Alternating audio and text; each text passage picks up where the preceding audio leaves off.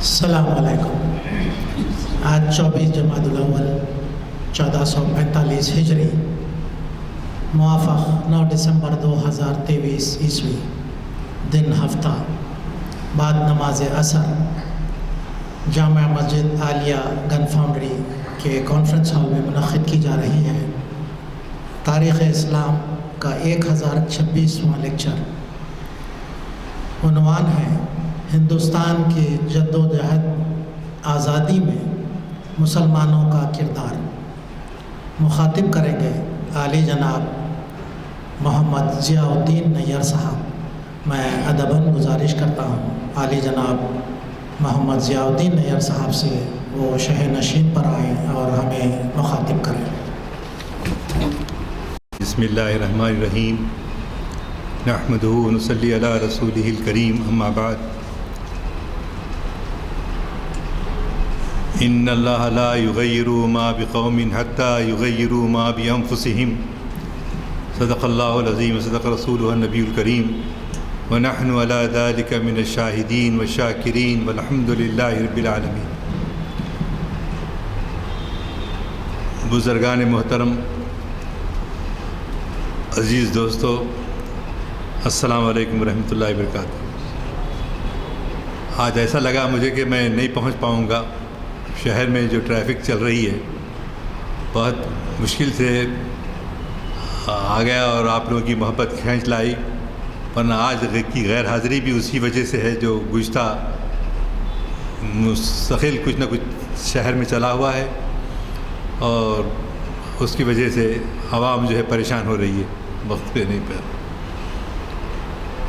اور چونکہ جمہوریت کا تقاضا تھا کہ ایسا عنوان دیا جائے کہ بھئی جو ہمارے حال بحال جو ہے ہمارے لیے ایک رہنمائی کا سبب بن سکے۔ عزیزان گرامی، میں عام طور پہ جتنی اسٹڈی کر کے آتا ہوں آج نہیں کر سکا، مجھے وقت ملا نہیں، اور مستقل مہمان بھی آتے رہے۔ بہرحال تو میں کچھ زبانی کچھ اس کتاب کی روشنی میں آپ کے سامنے رکھوں گا، کیونکہ گفتن وہ منہ سے کہہ دینا گفتن اور کچھ کرنا نہیں تو مبالغہ ہو جاتا ہے اور اس کا فائدہ نہیں ہوتا۔ اگرچہ کہ آج ہمارے محترم کنوینر صاحب نے مجھے ایڈوانس طور پہ تحفہ دیا ہے کہ بھئی اب مجھے بھی تو بولنا ہی ہے۔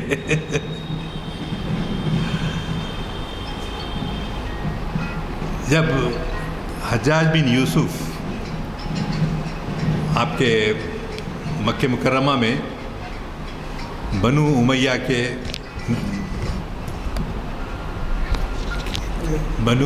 کے خلیفہ تھے، اور حجاج بن یوسف بڑے سخت آدمی تھے۔ ان کا اچھا کارنامہ یہ ہے کہ انہوں نے قرآن مجید کو پہلے زیر زبر نہیں تھا، تو آپ اور ہم جو عربی زبان نہیں جانتے ان کے لیے بڑا مشکل تھا کہ بیوت پڑھنا یا بیوت پڑھنا۔ بعض جگہ بہت بڑی الٹی اس کے معنی نکل جاتے ہیں، تو اس کے لیے غیر عربی داں لوگوں کے لیے حجاج بن یوسف کا کارنامہ یہ ہے کہ اس نے زیر زبر جزم جو ہے وہ پورے ترتیب دی اس، اور اس کے ہم محسن ہیں پورے کام کے، وہ ہمارے محسن ہیں۔ لیکن ان سے ایسی غلطیاں بھی سرزد ہوئیں کہ علامہ الحفیظ، یہ انہوں نے اپنے ایک بیٹے کو، ایک بھتیجے کو ادھر سندھ کے علاقے کی طرف بھیجا کہ تم وہاں جا کر جو ہے قبضہ کرو زمین کا۔ تو وہ جب ان کو بھیجا جانے لگا تو یہ تھا کہ بھئی وہاں جا کے کرنا کیا ہے؟ کرنا یہ تھا کہ مسلمان اس وقت پہلی صدی ہجری نہیں بلکہ دوسری صدی ہجری تک بھی مسلمان جو ہے ہر طرف آگے بڑھ رہے تھے، فتوحات کر رہے تھے جی، اور ان کا کوئی ثانی نہیں تھا. تو ایسے حالات میں محمد بن قاسم کو انہوں نے اپنے داماد کو سندھ کی طرف بھیجا، اور دوسرے بھتیجے کو سندھ کے بجائے ان کو بھیجا آپ کے طارق بن زیاد کی جو زمین اسپین کی ہے اس طرف بھیجا کہ تم ادھر فتوحات کرو اور یہ ادھر فتوحات کریں گے. اس کی وجہ یہ تھی کہ سیلون، سری لنکا جس کو ہم آج کہتے ہیں، وہ جزیرے میں وہاں پر کچھ لوگ جو ہے بادشاہت کا اعلان بھی کر چکے تھے، اور ساتھ ساتھ جو ہے جاہل لوگ تھے. تو ایسے میں ایک مسلمانوں کا جو ہے جہاز ادھر جاتا ہے، اور مبلغین جو اچھے لوگ تھے وہاں پر جا کے تبلیغ کرتے ہیں.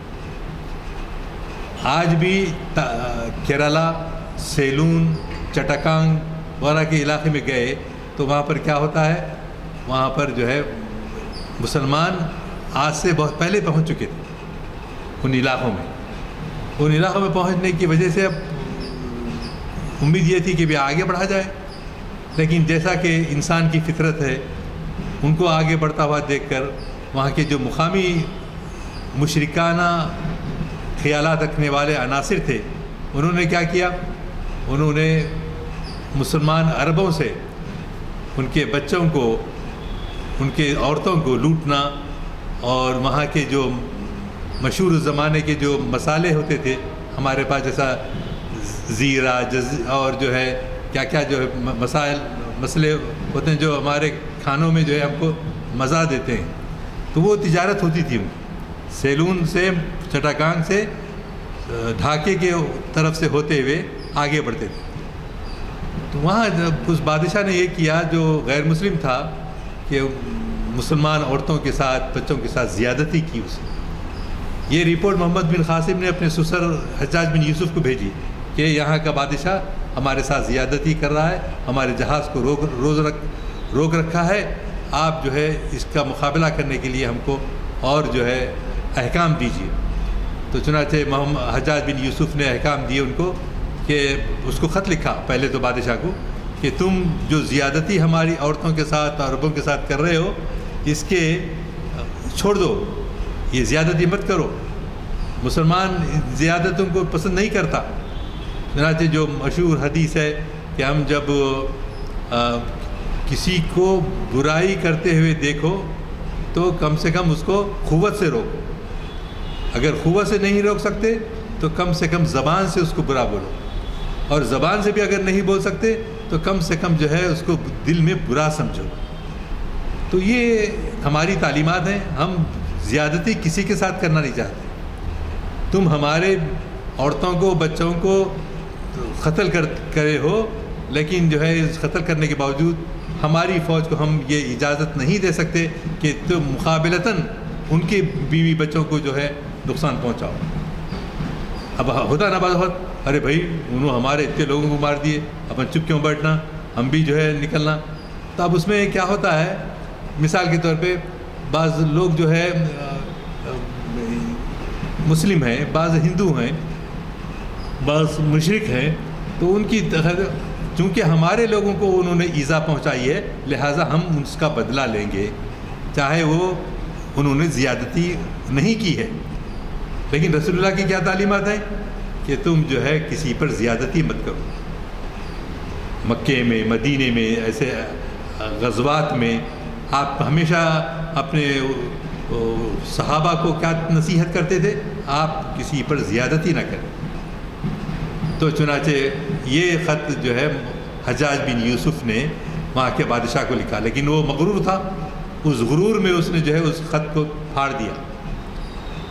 تو محمد بن قاسم جو ہے بولا اب تو یہ بہت زیادتی ہو گئی ہے. اس کے ساتھ جو ہے 6000 کی فوج تھی، 6000 لوگوں کو لے کر آیا تھا. وہ 6000 لوگوں کو لے کر آنے کے بعد اس نے مقابلہ کیا. یہ جری تو تھے، بہادر تو تھے، کبھی شکست نہیں کھائی تھی. تو ماشاءاللہ آگے بڑھتے چلے گئے، سندھ کو فتح کیا. سندھ سے آگے بڑھتے بڑھتے ملتان، جو آج دنیا کا سب سے بڑا قبرستان ہے، ملتان میں پنجاب کے پاس قریب میں، تو وہاں تک جو ہے مسلمان جو ہے 55,000 فوج کو لے کر پہنچ گئے وہاں تک۔ اب وہ آپ لوگ جو ہے لطف لیتے ہیں کہے گا جو ہے آپ جو ہے کہ مسلمان اتنے بہادر تھے، مسلمان اتنی کامیابیاں حاصل کیے، اور اقبال کا شکوہ جواب شکوہ بڑے ہم لطف سے مزے سے ہم پڑھتے ہیں۔ وہ ایک تاریخی حقیقت ہے، وہ ایک تاریخی حقیقت ہے، لیکن ہم جو ہے حقائق کی طرف جانا، اس کے بعد جو ہے آگے بڑھتے بڑھتے ملتان سے انہوں واپس گئے، اور ادھر آپ کے یورپ میں جو آگے بڑھ رہا تھا طارق بن زیاد، اس کو بھی بلا لیا۔ کس نے؟ حجاج بن یوسف، جن کو بھیجا تھا ان کو واپس بلا لیا۔ کیا خاندانی اختلافات تھے کہ انہوں نے اپنے دونوں بھتیجوں کو، داماد کو قتل کر دیا۔ جو ہم لوگ آگے بڑھتے جا رہے تھے یورپ میں، اسپین میں، جی اندلس میں، طارق چوں بر کنارے اندلس سفینہ سوخت، دوریم السواد وطن باسو رسیم، ترک سبب زیروئے شریعت کجا رواست۔ کیا طارق چوں بر کنارے اندلس سفینہ سوخت، جب طارق موراکو کو فتح کرتے ہوئے آگے بڑھتا ہے، اور بڑھنے کے بعد ان کیا کرتا ہے، اپنی کشتیوں کے جس سے سفر کرتے ہوئے آئے تھے اس کو جلا دیتا۔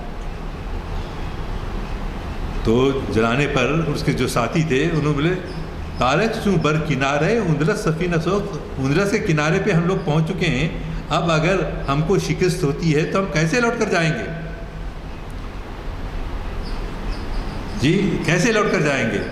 تو وہ اپنے تلوار کی مٹھ پر ہاتھ رکھ کر کہتا ہے کہ طارق چوں بر کنارے اندلس سفینہ سوخت، دوریم سواد وطن باسو رسیم، ہمارا وطن ہم سے بہت دور ہے، ہم اگر شکست ہوتی ہے تو کیسے لوٹیں گے؟ طارق خندید دست و خویش برد و گفت، ہر ملک ملک ماست کے ملک خدا ماست۔ اتنی جرأت کے ساتھ اس نے کہا کہ ہم واپس جانے کا سوچنا ہی نہیں ہے، یہاں ہماری لاشیں نکلیں گی، دفن ہو جائیں گی، یا ہم فتوحات کرتے ہوئے آگے بڑھ جائیں گے۔ ایسا جذبہ، اور اردو میں بھی علامہ اقبال کے اس موضوع پر اشعار ہیں، پھر کسی موقع پر ہم سنا سکتے ہیں۔ تو عرض کر رہا تھا میں کہ دونوں کو حجاج بن یوسف کا ایک بڑا کارنامہ تو یہ تھا کہ قرآن مجید کے زیر زبر پیش جو ہوتے ہیں وہ اس نے تحریر کرے، بڑا کارنامہ۔ مگر دوسری غلطی کیا کرے انہوں؟ یہ اپنے بھتیجوں کو، داماد کو جو ہے قتل کر دیا۔ تو پتہ نہیں وائے ناکامی متائے کارواں جاتا رہا، کارواں کے دل سے احساس زیاں جاتا رہا، کہ ان زمانے میں بھی ان لوگوں کو یہ شعور نہیں تھا، کہیں ہم یا کیا کہیں، ورنہ اگر آپ انہوں قتل نہ ہوتے، مقتول نہ ہوتے، تو فتح کرتے ہوئے فرانس تک پہنچ جاتے، یورپ کو فتح کر لیتے۔ اور آج ہم کو یہ دن دیکھنے میں آئے، ہر چند دن کے بعد آپ دیکھتے ہیں کہ مشرقی یورپ میں قرآن مجید کے ساتھ بے حرمتی کی جاتی ہے۔ کل کے اخبار میں آیا ڈنمارک میں قرآن کی بے ادبی، صاحب قرآن کی بے ادبی، اور نہ صرف ان کی بلکہ مسلمانوں کی تو ہمیشہ جو آپ دیکھ رہے ہیں کہ کتنا کیا برا حال بنا رکھا ہے۔ تو یہ فتوحات ہماری جاری رہتی ہیں اگر بشرطے کہ آپس میں اختلافات نہ ہوتے۔ تو یہ بڑھتے بڑھتے جب محمد بن قاسم نے فتوحات کیا، ادھر سے طارق بن زیاد کو بلا لیا گیا، اور بلانے کے بعد مسلمانوں کی فتوحات رک گئیں، اور بنو امیہ اور ان کے مقابل بنو ہاشم کے درمیان ہمیشہ رسا کشی رہی۔ آگے بڑھنے کے بعد ہندوستان کے علاقوں میں آئے، اور آنے کے بعد یہاں خاندان غلامان نے بڑی حکمت عملی سے فتوحات کی۔ انہوں نے ایبک، بلبن، غیاث الدین بلبن، اور یہ جو لوگ تھے یہ لوگ جو ہے خاندان غلامان کہلاتا ہے، لیکن ان لوگوں نے غلامی کے دور کے باوجود جو ہے فتوحات فتح کرتے رہے، لیکن انہوں نے لوٹا نہیں کوئی سی کام ہندوستان کو، جیسا انگریز کیا کیے فتوحات کر کے لوٹ کے لے گئے، یہاں کی کوہ نور کو لے کے چلے گئے آپ کے تک گولکنڈے کا، ابھی بھی ان کے وہاں کے اس میں کس میں ہے، اس میں میوزیم میں ہے، میوزیم میں موجود ہے اتنا قیمتی ہیرا۔ تو اس طرح سے یہاں کے لوگ ہم پر جو شک و شبہ کرتے ہیں، ہم نے کبھی یہاں کے چیزوں کو لوٹا نہیں، اپنے ملک کو لے کے چلے نہیں گئے، ہم یہیں پر رہے، اپنا وطن اس کو بنایا، اسی میں رہنے کا عزم کیا۔ تو یہ چیزیں ہونے کے باوجود جو ہے انفارچونیٹلی ہمارے برادران وطن ہمارے ساتھ اچھا سلوک نہیں کیے۔ لیکن میں اس سلسلے میں چونکہ بے ربطی ہو جائے گی، میں ایک اقتباس پڑھ کے سناتا ہوں، آپ دیکھیے کہ مسلمانوں کی کیا جد و جہد تھی اور کیا ان کا دبدبا تھا، اور اس کے ساتھ ساتھ فتوحات تھیں، اس کو دیکھ سنتے۔ اس چمن کی آبیاری میں لہو اپنا بھی ہے، اس چمن کی آبیاری میں لہو اپنا بھی ہے،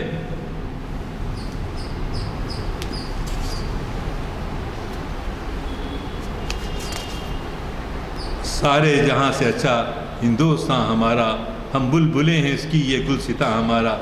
یہ اشعار ہم بڑے لطف سے پڑھتے ہیں، لیکن آج لوگ یہ سمجھتے ہیں کہ مسلمانوں نے کوئی فتوحات میں حصہ لیا نہیں، صرف نام کس کا آتا ہے؟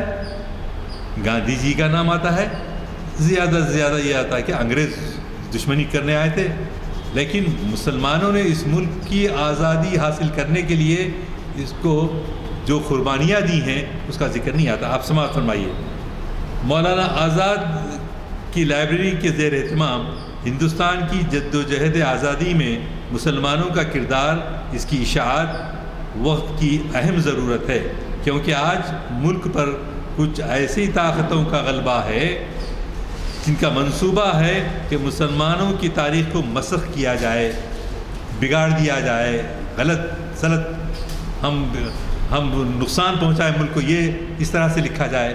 چنانچہ یہ ایسی کل ہی مجھے ایک فون ایک خاتون کا آیا بنگلور سے، اور انہوں نے کہا کہ میرے نانا جو ہے ایک کتاب ٹیپو سلطان پہ لکھے تھے، میں چاہتی ہوں کہ آپ اس کو شائع کریں، اقبال اکیڈمی شائع کر سکتی ہے کیا؟ تو میں نے کہا بالکل کر سکتی ہے، ہم طاق میں رہتے ہیں۔ تو وہ انہوں نے وعدہ کیا ہے 40-50 ہزار روپے بھی بھیجیں گے، اور ساتھ ساتھ وہ کتاب شائع ہونے کے لیے ٹیپو سلطان پہ اور بھی لوگ لکھے، بی شیخ علی لکھے، بی شیخ علی بھی ایک مشہور وہ تاریخ داں تھے، اور ہم نے ان کو یہاں حیدرآباد بلایا تھا، 2-3 دفعہ آئے، پھر ان سے ہماری ملاقات مکے میں جدے میں بھی ہوئی تھی۔ تو حضرت کا گزشتہ سال انتقال ہو گیا، ان کی کتاب ان کی نواسی جو ہے شائع کرنا چاہتی ہے، تو آج بھی لوگوں میں وہ جذبہ ہے۔ اور ایک خاتون جو ہے دریائے کاویری کے کنارے ٹیپو سلطان کا جو جہاں شہادت ہوئی تھی اس کے بارے میں لکھتی ہیں، ذرا غور سے سماعت فرمائیے، جن کا منصوبہ ہے ہمارے ملک کے ہمارے برادران وطن بولیے کہ کی تاریخ کو منصوبہ ہے کہ مسلمانوں میں تاریخ کو مسخ کیا جائے، آزادی کے لیے انگریزوں کے خلاف ان کی 200 سالہ جد و جہد کی قربانیوں کو فراموش کیا جا رہا ہے۔ کس کی؟ مسلمانوں کی 200 سال تک جو لڑتے رہے، اس کو ان دنوں مسلمانوں کی حب الوطنی شک کے دائرے میں ہے، یعنی ان پر بھروسہ نہیں ہے کوئی بھی۔ حالانکہ بریگیڈیئر عبدالحمید اپنی جان دے دیا نا بھی پاکستان ہندوستان کی جنگ میں، تو مسلمان ہمیشہ آگے رہے اپنے وطن کی دفاع کے لیے، پیچھے نہیں ہٹے۔ مسلمانوں کی حب الوطنی شک کے دائرے میں ہے، ان پر دہشت گردی کا الزام ہے۔ کس پر؟ مسلمانوں پر ہم دہشت گرد ہیں، یہ الزام ہے۔ این آر سی کے استعمال کے ذریعے، این آر سی بولے تو ہمارے جو اسکول کی کتابیں ہوتی ہیں جو گورنمنٹ کی اپروول سے کامیاب ہوتی ہیں، ان کو خوف یا حرکت و ناقص کو الزام تراشی، کردار کشی کی کھلی چھوٹ دی گئی ہے، قانون و دستور کی دھجیاں اڑائی جا رہی ہیں، ملک کی تقسیم کا ذمہ دار قرار دے کر ترک وطن کا مشورہ دیا جا رہا ہے ہم کو۔ اس تناظر میں ضروری ہے کہ ہم فرقہ پرستوں کو نہ صرف اپنی صحیح تاریخ سے آگاہ کریں بلکہ اپنی نئی نسل کو بھی اجداد کے کارناموں سے واقف کروائیں۔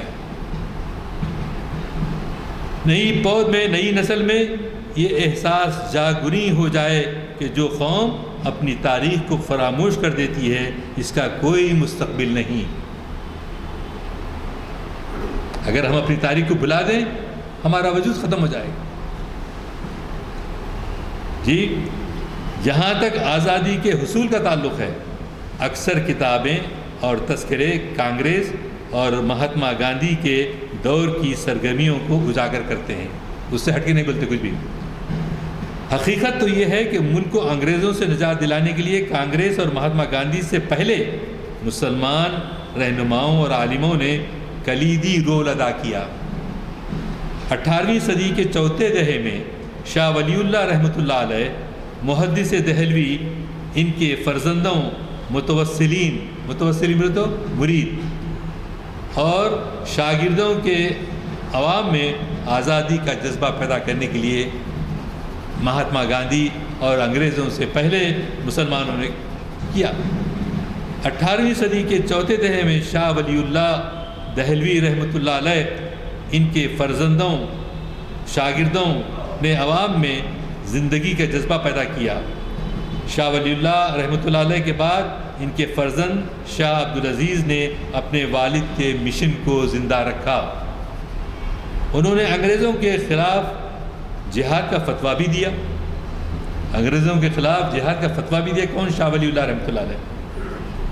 اور ان کے فرزند شاہ عبدالعزیز نے اپنے والد کے مشن کو جاری رکھا۔ انہوں نے انگریزوں کے خلاف جہاد کا فتویٰ دیا۔ ان کے جانشین شاہ اسماعیل شہید رحمۃ اللہ علیہ نے جان کی بازی لگا دی۔ یہ سلسلہ جاری رہا، ہزاروں کی تعداد میں علماء شہید ہوئے۔ 1754 میں 1754 یعنی تقریباً 250 سال پہلے، جہاں تک آزادی کا تعلق ہے، اکثر کتابیں رسالے اور تذکرے گاندھی جی کے دور کی سرگرمیوں کو یاد دلاتی ہیں۔ شاہ ولی اللہ رحمۃ اللہ علیہ کے فرزند شاہ عبدالعزیز نے اپنے والد کے مشن کو جاری رکھا۔ انہوں نے انگریزوں کے خلاف جہاد کا فتویٰ بھی دیا۔ ان کے جانشین شاہ اسماعیل شہید اور سید احمد شہید نے جان کی بازی لگا دی۔ یہ سلسلہ جاری رہا، ہزاروں کی تعداد میں علماء شہید ہوئے، ہزاروں کی تعداد میں علماء شہید ہوئے۔ اب آج کل کیا ہے علماء؟ ارے لڑنا ورنا کھانے کے لگے بھائی، بیٹھو گھروں میں، لا الہ الا انت سبحانک انی کنت من الظالمین آیت کریمہ پڑھو اور باہر دیکھو انگریز آیا یا ہندو آیا، کون آیا ہمارے خلاف۔ ایسا نہیں ہونے والا۔ اللہ تعالیٰ قرآن مجید میں فرماتے ہیں، کیا تم سمجھتے ہو کہ جنت میں یوں ہی چلے جاؤ گے بغیر کسی محنت کے، بغیر کسی قربانی کے، بغیر کسی ایثار کے؟ جبکہ ہم سمجھتے ہیں کہ کچھ صرف کلمہ طیبہ پڑھ کے جو ہے معاملہ ختم ہو جائے گا، ایسا نہیں ہے۔ اپنی جانوں کی قربانی علماء نے دی، جہاد کا فتویٰ دیا، ایک دو نہیں، ہزاروں علماء۔ اور آج ہم یہ کہتے ہیں کہ تم اس ملک کے رہنے والے نہیں ہو۔ تو یہ بے ایمانی یا کم عقلی، اس کے باوجود ہم جو ہے مایوس نہیں ہونا چاہیے۔ ہم کو ضرور ایک موقع ایسا ملے گا کہ ہم کو کامیابی حاصل ہوگی انشاءاللہ تعالی۔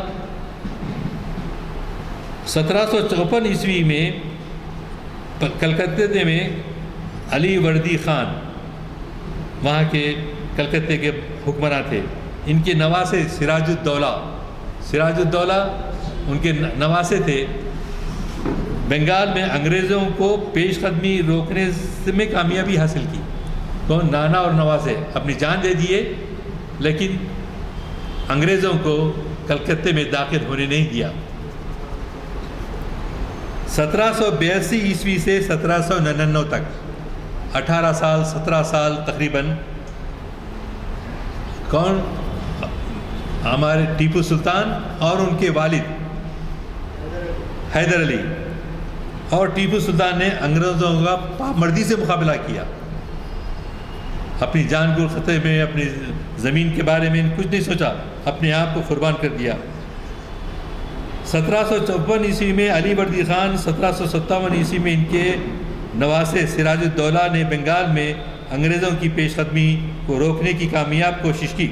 انگریزوں کی سفارش اور اپنوں کی غداری کی وجہ سے، اپنوں کی غداری کی وجہ سے، جو غداری ہم نے ٹیپو سلطان کے میدان میں بھی دیکھی، وہ کلکتے میں بھی ہوا۔ سراج الدولہ کے ساتھ ہمارے اپنے لوگ غداری کیے، جا کے بتا دیے فلاں جگہ چھپا ہوا ہے، فلاں جگہ ہتھیار ہے۔ کون؟ مسلمان، سو کالڈ مسلمس، نام نہاد مسلمان اپنے بھائیوں کے خلاف ایسی گواہی دیے۔ انگریزوں کی سازش اور اپنوں کی غداری کے باعث 1757 عیسوی میں پلاسی کے میدان میں جنگ میں سراج الدولہ شہید ہوئے۔ 1782 عیسوی سے 1799 تک میسور کے حکمران حیدر علی اور ٹیپو سلطان نے انگریزوں کا پامردی سے مقابلہ کیا۔ یہاں بھی درباریوں اور وزیروں کی بے وفائی رنگ لائی۔ کیا ہوا؟ چاروں شہزادوں کو شہید کر کے ان کے سر کو بہادر شاہ ظفر کے سامنے پیش کر دیا، دسترخوان میں رکھ کر، دسترپوش اڑا کر، ایک بوڑھے باپ کے سامنے جو ہے ان کے بیٹے کا، کیا قصور تھا ان کے بیٹے کا؟ انگریز تو خود لڑنے آئے تھے، یہ تو لڑنے نہیں گئے۔ تو یہ قربانیاں ایک دو نہیں، سینکڑوں ہیں۔ تو لہٰذا ہمارے لوگ جو سمجھتے ہیں کہ مسلمان ایسے ہی جو ہے یہاں پر قابض ہو گئے، ایسے ہی جو ہے اپنی حکومت کر رہے ہیں، ایسی بات نہیں ہے، بلکہ ہمارے بزرگوں نے بہادری سے لڑتے ہوئے، ٹیپو سلطان نے میدان جنگ میں بہادری سے لڑتے ہوئے اپنی جان آفرین کے حوالے کر دی۔ 1856 عیسوی میں بیگم حضرت محل خاتون نے اودھ میں انگریزوں کا مردانوار مقابلہ کیا۔ 1857 عیسوی میں ہنگاموں کا مرکز میرٹھ بنا۔ میرٹھ سے جو ہے بعض مسلمان اور کچھ ہندو بھی اس میں شامل تھے، بغاوت کر کے میرٹھ سے دلی کو آئے، دلی کو آ کے بہادر شاہ ظفر کو حکمراں بنانا، لیکن چند ہی دنوں کے بعد ان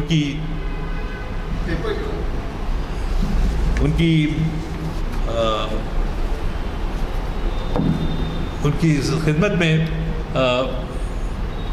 میرٹھ سے جہاں یہ لوگ آئے لڑنے کے لیے، لیکن چند ہی دنوں کے بعد بہادر شاہ ظفر اس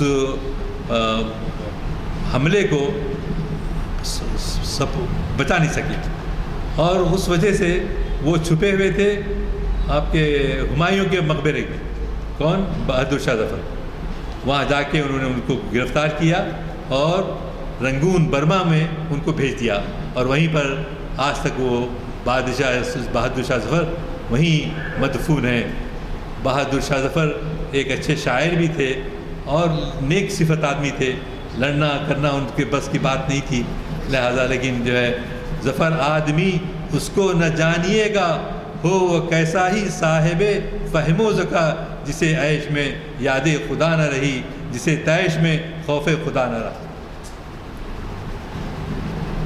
یہ تاریخ میں کتنے ایسے افراد ہیں، آپ دیکھیے، ہندوستانی سپاہیوں نے انگریز افسروں کے خلاف علم بغاوت بلند کرتے ہوئے دہلی پہنچ کر بہادر شاہ ظفر کو اپنا رہنما بنایا اور دہلی میں قابض ہوئے، مگر یہ قبضہ دیر پا ثابت نہیں ہوا۔ جب تک جنگ کا پانسا پلٹ گیا، بہادر شاہ ظفر ہمایوں کے مقبرے سے گرفتار کر لیے گئے، چاروں شہزادوں کو ان کی نظروں کے سامنے قتل کیا گیا، شہید کیا گیا، اور وہ رنگون بھیج دیے گئے۔ ناکام بغاوت کی پاداش میں ان کی انگنت مسلمانوں کی موت کے گھاٹ اتارا گیا اور ہزاروں کو کالے پانی کی طرف بھیج دیا گیا۔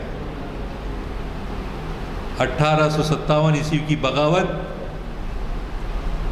کے بعد اکابر دیوبند مولانا قاسم احمد نانواتوی رحمۃ اللہ علیہ، جنہوں نے دیوبند کو قائم کیا، اور شیخ الہند مولانا محمود الحسن رحمۃ اللہ علیہ، مولانا حسین احمد مدنی رحمۃ اللہ علیہ اور ان کے ساتھیوں نے کم و بیش 30 سال تک آزادی کے لیے مجاہدانہ سرگرمیاں جاری رکھیں، ایک دو نہیں، 30 سال تک۔ 1885 عیسوی میں انڈین نیشنل کانگریس کا قیام عمل میں آیا۔ 1885 میں کلکتے میں مسز اینی بیسنٹ انگریز تھی، اور اس نے ایک جو ہے تنظیم قائم کی جس کا نام اس نے کیا رکھا؟ کانگریس۔ تو وہ کانگریس آج تک چل رہی ہے، یہ وہی کانگریس ہے۔ بعد میں گاندھی جی انہوں اپنا فلسفہ جو ہے دنیا اہنسا کا لے کر آئے، لیکن لڑنے والے جو تھے وہ تو ان کے نام ابھی آپ نے علماء کے نام بھی دیکھے۔ علماء کے نام کون سے؟ قاسم نانواتوی رحمۃ اللہ علیہ، شیخ مولانا محمود الحسن، مولانا حسین احمد مدنی اور ان کے ساتھیوں نے کم و بیش 30 سال تک آزادی کے لیے مجاہدانہ سرگرمیاں جاری رکھیں۔ 1885 میں انڈین نیشنل کانگریس کا قیام عمل میں آیا تو دیکھتے ہی دیکھتے کانگریس ہندوستان کی نمائندہ جماعت بن گئی۔ آزادی کا حصول کانگریس کا نصب العین قرار پایا۔ کون بولے سب سے پہلے نعرہ جو آزادی کا جب لگائے؟ حضرت موہانی رحمۃ اللہ علیہ۔ حضرت موہانی کی غزلیں سنتے ہیں ہم شوق سے، لیکن ان کے ہی پہلا یہ تھا کہ ہندوستان کی مکمل آزادی کے لیے انہوں نے نعرہ بلند کیا۔ کانگریس کا نصب العین قرار پایا۔ بدر الدین طیب جی کا شمار اس کے اولین صدور میں ہوتا ہے۔ 8 مسلمان قائدین کو کانگریس کی صدارت پر چنا گیا۔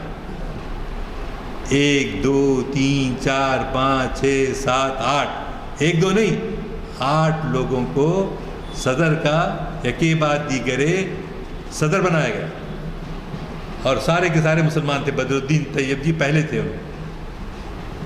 اب بعد میں مولانا آزاد کو جو ہے بنایا گیا 1922 میں، کانگریس کا صدر بنایا گیا۔ دوسری مرتبہ ان کو 1946 میں صدر بنایا گیا۔ مگر سمجھ میں میرے آج تک بھی نہیں آتا، آپ لوگ بھی تحقیق کیجئے کہ کیا بات تھی کہ مولانا تیسری مرتبہ صدارت کو قبول نہیں کی۔ اگر تیسری مرتبہ کرتے تو 46 سے لے کے 8 سال بڑے تو کتنے ہوتے؟ 54 ہوتے، اور انگریز سب کے سامنے صدارت کانگریس کی کس کی رہتی تھی؟ مولانا ابوالکلام آزاد کی رہتی تھی۔ انکار کیا، تکلف کیا، کیا کیا، چھوڑ دیا۔ اس کے بعد ظاہر ہے مسلم لیگ کا نعرہ محمد علی جناح نے لگایا، اور مولانا ابوالکلام آزاد بولتے تھے کہ میں محمد علی گاندھی جی بولتے تھے میں جو ہے ابوالکلام آزاد کی جیب میں رہتا ہوں، جیب میں رہتا ہوں۔ سے کیا مراد تھا کہ میں اتنا قریب ہوں ان سے کہ ان سے ہمارا کوئی اختلاف نہیں ہوگا، یہ تیقن ہے۔ لیکن سردار پٹیل اور گاندھی جی نے مل کر آخر محمد علی جناح کو بھی اور ہم سب لوگوں کو دھوکہ دیا، اور وہ ایک مشہور تاریخی تقریر ہے ان کی جو جامع مسجد دلی میں انہوں نے کی تھی۔ جامع مسجد دلی میں وہ تقریر کی تھی، وہ تقریر بھی سننے کی ہے کہ مگر ایسا لگتا ہے کہ ہمارے ہرے زخموں پر انہوں نے نمک چھڑکا ہے۔ 1885 عیسوی میں انڈین نیشنل کانگریس کا قیام عمل میں آیا تو دیکھتے ہی دیکھتے کانگریس ہندوستان کی نمائندہ جماعت بن گئی۔ آزادی کا حصول کانگریس کا نصب العین قرار پایا۔ بدر الدین طیب جی کا شمار اس کے اولین صدور میں ہوتا ہے۔ 8 مسلمان قائدین کو کانگریس کی صدارت پر فائز ہونے کا اعزاز حاصل ہوا، اور دیگر مسلم صدور میں حکیم اجمل خان، مولانا آزاد، مولانا محمد علی جوہر، ڈاکٹر مختار احمد انصاری، مولانا آزاد 2 مرتبہ کانگریس کے صدر بنے۔ ایک بھی 8 میں سے غیر مسلم نہیں ہے کوئی بھی۔ اور دیکھیے پھر آج کس کا بول بالا ہے؟ کون سمجھ رہا ہے کہ ہم بے دست و پا ہو کر رہ گئے؟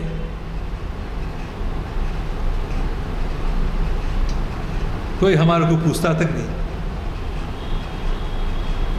ہمارے 2 بڑی جماعتوں کے انتخابات میں ایک مسلمان بھی نہیں آتا. کیوں؟ کہ شعور کی بیداری نہیں ہے. ہم کو وقت پہ صبح جلدی اٹھ کر جا کے ووٹ ڈالنے کا شعور نہیں ہے. ہمارے نوجوان دیر تک سو کے کر کے جو ہے ڈبے اٹھا لیے جاتے ہیں یا ریگنگ کی جاتی ہے, جعلی ووٹ ڈال دیے جاتے ہیں, اور ہم جو ہے دیکھتے ہیں کہ صرف 23% ووٹ جو ہے یاقوت پورے کے علاقے میں صرف اور صرف ہمارے اسد الدین اویسی صاحب کے چھوٹے بھائی جو ہیں ان کو 84,000 ملے, وہ ایک ہی سب سے زیادہ ووٹ ملی. تو یہ امپورٹنٹ ہے تاریخ کی کتابیں پڑھنے سے, اور ہم کیا غلطیاں کر رہے ہیں, کرتے آ رہے ہیں اور مسلسل کر رہے ہیں, 1-2 نہیں مسلسل کر رہے ہیں. تو 1885 عیسوی میں انڈین نیشنل کانگریس کا قیام عمل میں آیا تو دیکھتے ہی دیکھتے کانگریس ہندوستان کی نمائندہ جماعت بن گئی. آزادی کا حصول کانگریس کا نصب العین قرار پایا. بدر الدین طیب جی کا شمار اس کے اولین صدور میں ہوتا ہے. دیگر مسلم صدور میں حکیم اجمل خان, مولانا آزاد, مولانا محمد علی جوہر, ڈاکٹر مختار احمد انصاری, مولانا آزاد 2 مرتبہ کانگریس کے صدر چنے گئے, ایک بار 1922 میں اور دوسری بار 1940 میں. 1946 تک کانگریس کے صدر رہے. مولانا آزاد اور کانگریس سے وابستگی دیگر مسلم قائدین نے آخر وقت تک ملک کی تقسیم کی مخالفت کی. ہم ملک کو تقسیم کرنا نہیں چاہتے تھے, کانگریس کے صدر رہے. مولانا آزاد اور کانگریس سے وابستہ دیگر مسلم قائدین نے آخر وقت تک ملک کی تقسیم کی مخالفت کی, مگر وہ ناکام ہو گئے. جو لوگ تقسیم کے حامی تھے انہوں نے ہجرت کی. جنہوں نے یہاں رہنے کا شعوری طور پر فیصلہ کیا, ان کی وفاداری پر شک کیوں؟ اگر ہم یہاں رہنے کا فیصلہ کیے ہیں تو ہماری وفاداری ہم فیتفل نہیں کیوں سمجھتے ہو؟ جی, ہم کو مسلمانوں کو, آج کے ہندوستانی مسلمانوں کا انہی قوم پرستوں اور ان کی نسل سے تعلق ہے. انہیں ہر دم اپنے وطن کی ترقی اور اس کا تحفظ عزیز ہے. ہم کو سارے جہاں سے اچھا ہندوستان, ہم بلبلیں ہیں اس کی, یہ گلستاں ہمارا. تعصب کی انتہا یہ ہو گئی کہ ان ترانوں کو پڑھا بھی نہیں جاتا, پڑھایا تو نہیں جاتا اسکول میں.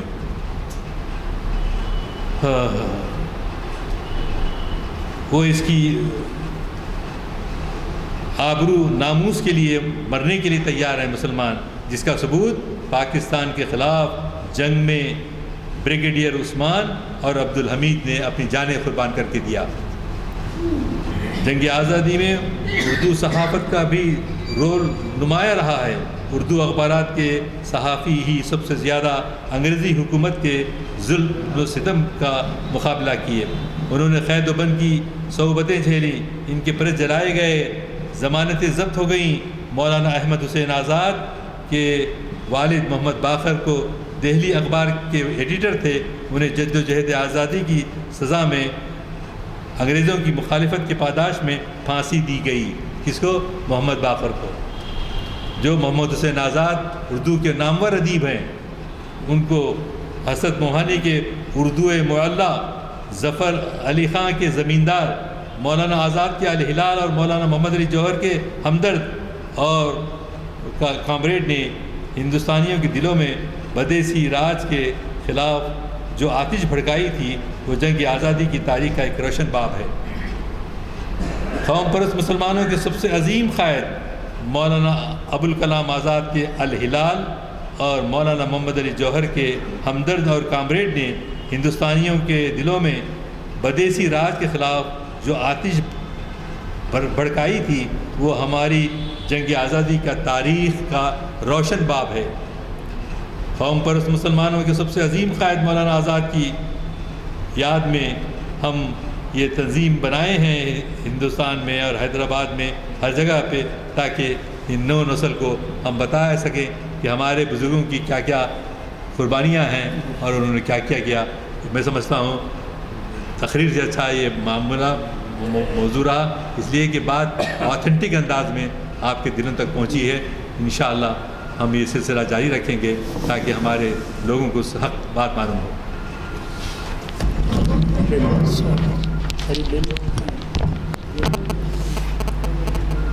ماشاء اللہ، اور اتنے کم وقت میں آپ اتنی اہم باتیں بتا دیے. اور جیسا آپ فرمائے کہ جو ہے آج ٹریفک تھی اس کی وجہ سے میں یہ تھا پہنچ سکوں گا نہیں، مگر بے شک میرے ساتھ بھی ویسا ہی ہوا. اتنا غیر معمولی رش تھا آج، تو مجھے بھی ایک گھنٹے سے زیادہ لگا یہاں سے تک پہنچنے میں. خیر چلیے. اور سب سے اہم بات یہ کہ آپ بولے میں کچھ تیاری نہیں کر سکا، پھر بھی اپنے پورا حلوہ بنا دیے آپ. جو ہے تاریخ اسلام کو جو بھی ہے تاریخ اس کی حلوہ بنا دیے. الحمدللہ آپ کو بولتے ہی ایک کوئز کے جیسا جو ہے فوراً آپ 2 پوائنٹ بولے ہیں. الحمدللہ کافی خطبہ خاموش تھا، ہماری معلومات میں اضافہ ہوا. ہماری دعا ہے کہ اللہ تعالیٰ آپ کو اچھی صحت دے اور عمر دراز کرے، اور ہم کو بار بار آپ کی جو ہے عنوانات پر جو ہے محفل میں شرکت کر کے آپ کے جو ہے بیان سے ہم مستفید ہوتے رہے. آمین. وقت بہت کم ہے، جلدی سے میں دعا کر دیتا ہوں. بسم اللہ الرحمن الرحیم. الحمدللہ الحمدللہ. اللہم صلی علی سیدنا محمد وعلی آل سیدنا محمد مبارک وسلم. ربنا آتنا فی الدنیا حسنۃ وفی الآخرۃ حسنۃ وقنا عذاب النار وادخلنا الجنۃ مع الابرار. یا عزیز یا غفار یا رب العالمین. رب اغفر وارحم وانت خیر الراحمین. اللہم ارحمہما کما ربیانی صغیرا. رب اغفر لی رب اغفر لی رب اغفر لی. یا الہ العالمین یا رحم الراحمین. اللہ جتنے لوگ دنیا پانی سے گزر چکے ہیں اللہ ان تمام کی مغفرت فرما، ان کے درجات میں بلندی عطا فرماتے ہوئے قبروں کو جنت کا باغ بنا دے. اے اللہ ہم تمام کو توفیق دے، ہدایت دے، سچی توبہ کر لیں، توبۃ النصوح کروا لیں، اور اس کے بعد بقیہ زندگی کو حضور پاک نبی کریم صلی اللہ علیہ وسلم کی پیاری پیاری سنتوں پر عمل کرنے والا بنا دے. خاتمہ بالخیر فرما. یا اللہ یا رحمان یا رحیم یا کریم. اے اللہ جتنے لوگ بیمار ہیں اللہ ان کو شفا کاملہ عاجلہ مستعملہ عطا فرما. اے اللہ جو مخروض ہیں ان کے قرضوں کی ادائیگی کے اسباب بنا دے. جن لڑکیوں کی شادیاں ہونا ہے اللہ ان کے بندوبست فرما دے.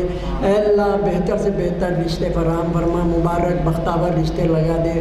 جو بے روزگار ہیں روزگار کی تلاش میں ہیں یا اللہ ان کو بہتر سے بہتر روزگار فراہم فرما، خیر و برکت والا روزگار عطا فرما. جو ملازمت پر لگے ہوئے ہیں میرے مولا، کاروبار میں لگے ہوئے ہیں ان کی ملازمت اور کاروبار میں میرے مولا برکت والی ترقی عطا فرما. جو بچے تعلیم پا رہے ہیں انہیں نافع علم عطا فرما، ہر امتحان میں امتیازی کامیابی عطا فرما. ہماری دعاؤں کو محض اپنے فضل و کرم اور نبی کریم صلی اللہ علیہ وسلم کے توسط سے ہماری دعاؤں کو قبول فرما. والحمدللہ رب العالمین. بحق لا الہ الا اللہ محمد الرسول اللہ. آپ کی تعریف کرنا پڑتا ہے بغیر